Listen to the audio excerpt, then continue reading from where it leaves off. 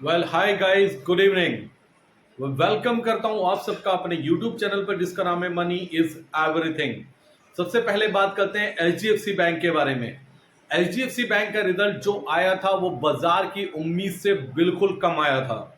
जो बाजार उम्मीद लगा के चल रहा था, सीएनबीसी टीवी 18 का पोल था 18,600 प्लस का प्रॉफिट दिखाई देगा एचडीएफसी बैंक में, लेकिन उसके बिल्कुल अपोजिट हुआ। एचडीएफसी बैंक का प्रॉफिट जो आया 16,531 के अराउंड आया, जो बिल्कुल डिसअपॉइंटेड था मार्केट के अकॉर्डिंग। और इसमें डीपली जाकर आप रिसर्च करेंगे तो आपको बताता हूं, मेन रिजल्ट हर किसी को पता होगा, हर कोई जानता होगा मेन रिजल्ट के बारे में। अपना आपने रिसर्च किया होता, लेकिन प्रॉब्लम कहां थी वो मैं आपको बताता हूं। प्रॉब्लम थी इसके रिटेल बिजनेस में। जो रिटेल बिजनेस में डाउनफॉल आया है, 50% का डाउनफॉल आया है लास्ट क्वार्टर के कंपैरिजन में, क्योंकि इसका रिजल्ट पिछले साल से कंपेयर किया ही नहीं जा सकता। लास्ट क्वार्टर से किया जा सकता है। लास्ट क्वार्टर की बात करता हूं, जो प्रॉफिट आया बिल्कुल डिसअपॉइंटेड था, मार्केट के अकॉर्डिंग बिल्कुल भी कहीं से कहीं तक अच्छा नहीं था, बिल्कुल निगेटिव रिजल्ट था। और दूसरा, रिटेल बिजनेस गाइस बहुत बड़ा डिसअपॉइंटमेंट है। अगर किसी भी बैंक का अगर रिटेल से बिजनेस नहीं आ रहा, डाउन हो रहा है, रिटेल उसका अच्छा नहीं कर रहा है, तो कोई भी बैंक आउट परफॉर्म कभी कर ही नहीं सकता है। तीसरा डिसअपॉइंटमेंट था होलसेल। गाइस होलसेल बिजनेस भी यहां पे भी डिसअपॉइंटमेंट था। अगर कैलकुलेशन की जाए पिछले क्वार्टर से उस क्वार्टर के कंपैरिजन में बहुत बड़ा डिसअपॉइंटमेंट था, दोनों जगह, तीनों जगह। और दूसरी बात करते हैं, प्रोविजनिंग की बात करता हूं। प्रोविजनिंग बढ़कर 14,000 करोड़ हो गई गाइस, 14,000 करोड़। अब होता क्या है समझिए, आप ऑपरेटर की चाल, मार्केट को समझिए, कैसे रिटेलर को फंसाया जाता है, कैसे बेवकूफ बनाया जाता है मार्केट में रिटेलर का, सिर्फ और सिर्फ रिटेलर का। गाइस रिजल्ट इतना खराब था कि एचडीएफसी बैंक को 5% के करीब डाउन खुलना चाहिए था, लेकिन रिजल्ट को लाया गया सैटरडे में एडीआर ट्रेड नहीं होता अमेरिकन में। एडीआर अमेरिकन डिपॉजिटरी रिसिप्ट, जो यहां की अच्छी कंपनीज है, वहां के लोग वहां इन्वेस्टमेंट कर सकते हैं, इंडिया में भी वहां यहां की कंपनीज में वहां पर रहकर इन्वेस्टमेंट कर सकते हैं। वहां का अगर एडीआर चल रहा होता, ये मार्केट आवर्स वाला डे होता, तो बिलीव मी गाइस एक बहुत बड़ा गैप डाउन होता बैंक निफ्टी में और एचडीएफसी बैंक में इस रिजल्ट के बिहाफ पर। ये रिजल्ट लाए इसलिए जाते हैं सैटरडे संडे में कि आपका व्यू और हमारा व्यू डिफरेंट हो, और स्टॉक का बिहेवियर बिल्कुल डिफरेंट होता है मंडे में। ये एक बार नहीं, ना जाने कितनी बार आपने भी ऑब्जर्व किया होगा, और हमने बहुत डीपली ऑब्जर्व किया है कि कभी भी कोई भी ऐसी न्यूज सैटरडे संडे में आती है जो निगेटिव है मार्केट के लिए, उसका इंपैक्ट मैक्सिमम टाइम पॉजिटिव आता है। भले से गैप डाउन ओपनिंग हो जाए, लेकिन उसके बाद मार्केट रिकवर कर जाता है, क्योंकि यहाँ पे साइकोलॉजी, यहाँ पे हर कोई ट्रेडर निगेटिव हो जाता है। जहां पर ज्यादा पोजीशन निगेटिव साइड होती है, मार्केट कुछ भी कर जाएगा लेकिन मार्केट नीचे नहीं आएगा। सिर्फ और सिर्फ पोजीशन साइजिंग का खेल होता है, और कुछ नहीं है, और कुछ भी नहीं है। फॉर एग्जांपल, जब लास्ट फ्राइडे ईरान ने अटैक किया इजराइल पर, इजराइल को इतना बड़ा कुछ भी डैमेज नहीं हुआ था, लेकिन पोजीशन साइजिंग देखते तो पोजीशन साइजिंग लॉन्ग साइड की तरफ ज्यादा थी रिटेलर की, और मार्केट को, रिटेलर को फिनिश करना आता है हमेशा। मंडे बड़ा गैप डाउन खुला, उसके बाद कंटिन्यू सेल ऑफ देखने को मिला, क्योंकि पोजीशन साइजिंग ज्यादा थी रिटेलर की। क्योंकि जो फ्राइडे में ट्रैप हुआ उसका प्रीमियम 250 से सीधा 50 रुपीज ओपन हुआ, तो वहां पर कोई भी एग्जिट नहीं करता। हर किसी को यह उम्मीद होती है कि यहां से करना पा जाएगा, लेकिन वो नहीं आया। ये सब और सब सिर्फ रिटेलर को बर्बाद करने के लिए होता है। मार्केट में, इंडियन मार्केट में कुछ भी नहीं है, सिर्फ और सिर्फ पोजीशन साइजिंग का खेल है। अगर पोजीशन लॉन्ग साइड ज्यादा होगी, मार्केट में कितना भी अच्छा डेटा आ जाए, मार्केट ऊपर नहीं जा सकती। अगर जाएगी तो उसका प्रीमियम इंक्रीज नहीं होगा ऑप्शन का। अगर पोजीशन साइजिंग नेगेटिव साइड ज्यादा है, कितनी भी बड़ी नेगेटिव न्यूज आ जाए, मार्केट नीचे नहीं जाएगी। आज ये लर्निंग करिए, अपने नोटबुक में नोट डाउन कीजिए और नोट्स बनाइए कि हाँ इस सिचुएशन में क्या होता है। बात करते हैं एचडीएफसी बैंक की। एचडीएफसी बैंक का डिसअपॉइंटमेंट था, लेकिन निफ्टी और बैंक निफ्टी में गैप अप ओपनिंग हुई, और एचडीएफसी बैंक जिसको गैप डाउन खुलना चाहिए था वो ओपन हुआ 20 रुपीज प्लस ओपन हुआ, और एक बड़ी गैप अप ओपनिंग देखने को मिली बैंक निफ्टी में 571 पॉइंट प्लस, और निफ्टी ऑलमोस्ट 200 पॉइंट प्लस में गैप अप ओपन हुआ। क्या वो सस्टेन किया वहां पर? बिल्कुल सस्टेन नहीं किया, क्योंकि मैक्सिमम पोजीशन बोथ साइड थी, मैक्सिमम पोजीशन बोथ साइड थी, क्योंकि एचडीएफसी बैंक का जो लास्ट क्वार्टर का रिजल्ट था उसको देखकर हर ट्रेडर ने, किसी स्मॉल ट्रेडर ने, मीडियम ट्रेडर ने, लार्ज ट्रेडर ने, सबने पोजीशन अपसाइजिंग अपनी हेज रखी, पोजीशन को दोनों साइड बना के उसको कैरी फॉरवर्ड किया, और कैरी फॉरवर्ड करने के बाद मंडे मार्केट को उन दोनों का प्रीमियम डैमेज करना था। हमने भाप लिया था, हमने जितनी जल्दी हुई अपने लॉन्ग स्ट्रेंगल से एग्जिट कराया, नो डाउट 50-60 पॉइंट का हमें वहां पे लॉस हुआ, लेकिन हम ओके हैं, हम सेटिस्फाइड है कि हम सही टाइम पर निकल गए, वहां पे एक्सपीरियंस ने काम किया। दूसरी बात, मैं अपनी फैमिली से एक बात बोलना चाहता हूं, जो फैमिली मेरे साथ टेलीग्राम पर जुड़ी हुई है उनके लिए ये सिंपल मैसेज है, आप इलेक्शन तक बिल्कुल टच से मच मत होना, बिल्कुल भी कहीं भी। अगर टेलीग्राम आप लोगों ने, या हमारी फैमिली जो यूट्यूब चैनल देख रहा है उसने अभी तक ज्वाइन नहीं किया, तो ऐसी अपॉर्चुनिटी मिस मत करिए, अपनी स्मॉल थिंकिंग मत रखिए, 50-60 पॉइंट के चक्कर में एक बहुत बड़ी अपॉर्चुनिटी मिस मत कर देना, क्योंकि इलेक्शन को लेकर मेरे पास जो स्ट्रेटेजी है गाइस वो यूनिक है। मुझसे किसी ने कहा कि आपका एक्सपीरियंस यूनिक नहीं हो सकता, गाइस मेरा एक्सपीरियंस यूनिक है, ये आपको आने वाले टाइम में बहुत सारे आंसर मिलने वाले हैं। कभी कभी क्या होता है कि हम पोजीशन बनाते हैं, जैसे कि हमने ईरान के टाइम पर बनाई, वो पोजीशन थोड़ी सी अपोजिट चली गई, तो उसका मतलब ये नहीं है कि हमारी कैलकुलेशन फेल हो चुकी है। तो गाइस अभी तक आपने अगर टेलीग्राम ज्वाइन नहीं किया है तो मिस मत करिए, टेलीग्राम का लिंक आपको डिस्क्रिप्शन में मिल जाएगा, कॉन्फिडेंस दिखाइए और 2 महीने के लिए कम से कम जुड़िए।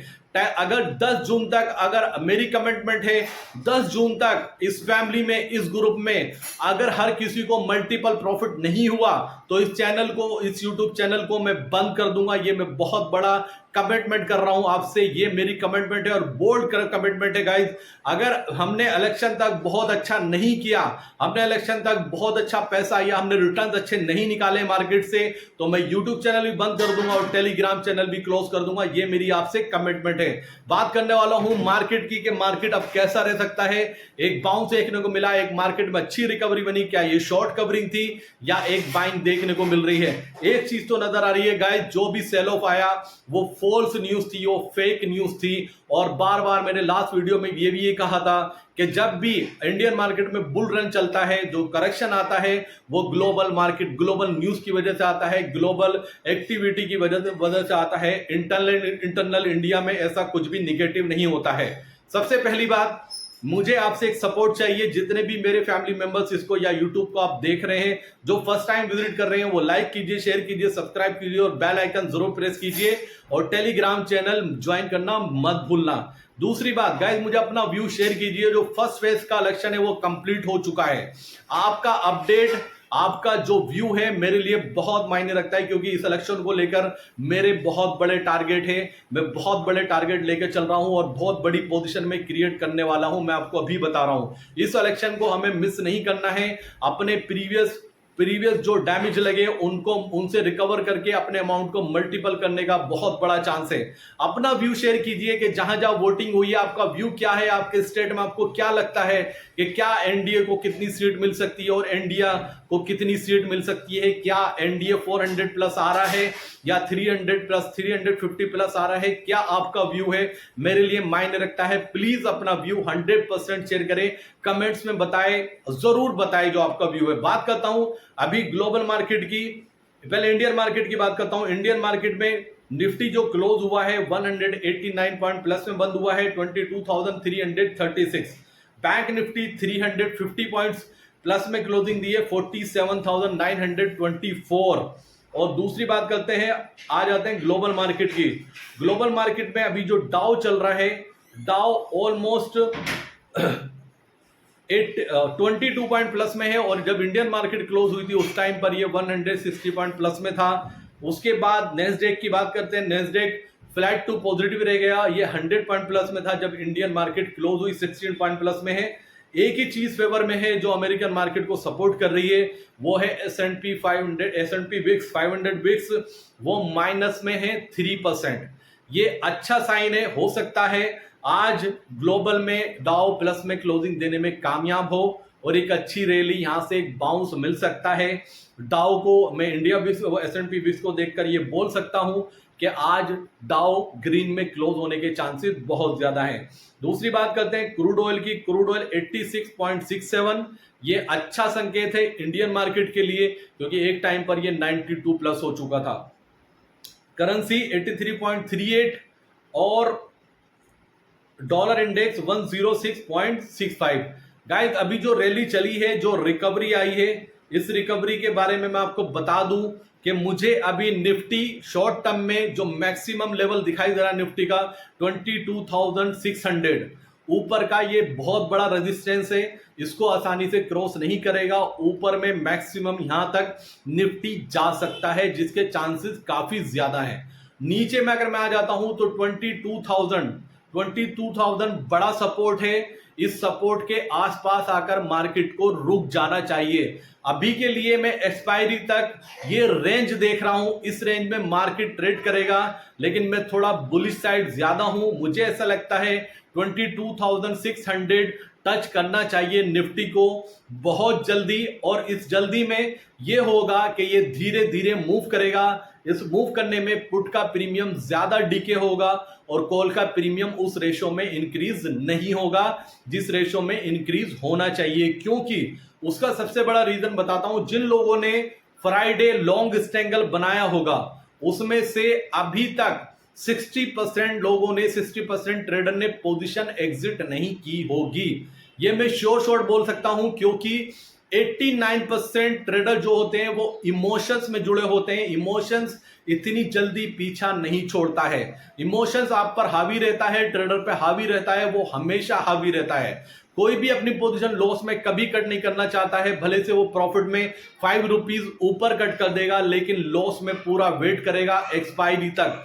और ये हर किसी के साथ होता है स्टार्टिंग में। और जिन लोगों ने कोरोना के बाद से ट्रेडिंग स्टार्ट की है, उन्होंने इस मार्केट का वर्स्ट टाइम अभी तक देखा ही नहीं है। मार्केट में देखा ही नहीं है कि अभी तक सेल ऑफ होता ही क्या है, क्योंकि अभी तक ढंग की सेलिंग मार्केट में अभी तक नहीं आई है कोविड के बाद से। और ये फेस भी नहीं देखा है कि मार्केट आपके फेवर में जाएगी लेकिन प्रीमियम इंक्रीज नहीं होगा। तो मेरा व्यू निफ्टी को लेकर सिंपल है। ऊपर का जो लेवल है, जो बड़ा रेजिस्टेंस है, जहां पर आपको आकर प्रॉफिट बुक करना चाहिए 22,600, और नीचे में जहां पर बड़ा सपोर्ट है, अगर उस पर आता है तो आपको बाय करना चाहिए शॉर्ट टर्म के लिए 22,000। बैंक निफ्टी के लिए 48,000 पर 40 लाख कॉल राइटर खड़ा है और इसकी एक्सपायरी है परसों वेडनेसडे को। तो डिपेंड करता है, अगर कल 48,000 क्रॉस करके सस्टेन किया 3 बजे तक या 2:30 के आसपास तक, तो एक बड़ी शॉर्ट कवरिंग करने के लिए बैंक निफ्टी भी रेडी हो चुका है।